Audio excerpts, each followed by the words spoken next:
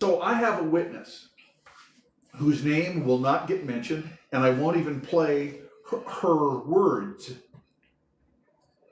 I'm going to read them to you. She was 14 years old when recruited from Washington State foster care. 2 other girls from the same pipeline are dead. She agreed to share her story through me because she will not go public. She knows what happens to those that do. She said that my mother died of a drug overdose when I was 10. And then I was bounced around to a number of foster homes before I went to a group home in Kent, Washington. I think I was 11. I was just starting to develop, she said.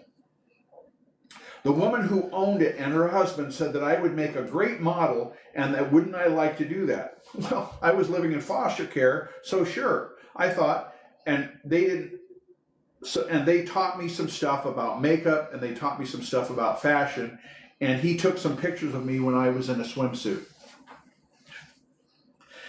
And all of a sudden, it seemed that the caseworker was in on it because she was talking to me about the same too.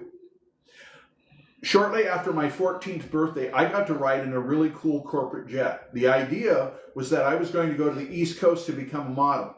We flew from the airport, I think it's in Redmond, Washington, and the caseworker took me to an airport in Florida, and then we went to Mar-a-Lago after we landed.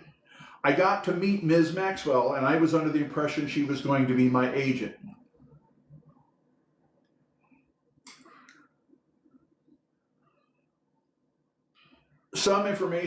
They exchanged some information, and I think an envelope traded hands, and the caseworker left, and I was there. When I asked if there was any chance that she would testify publicly, she broke down.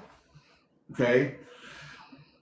I know of 2 women who were brought in at the same time around that I was, and they're not alive anymore. They talked about maybe sharing their story, and I'm not doing that. I'm sharing it with you, and if you're going to make me tell the story publicly, I'm going to die. You can't do that to me. That was her words. So if you look at this story more closely, that was a state caseworker, a corporate jet, an envelope of cash, and a 14-year-old girl, payment on delivery. This is not an isolated incident.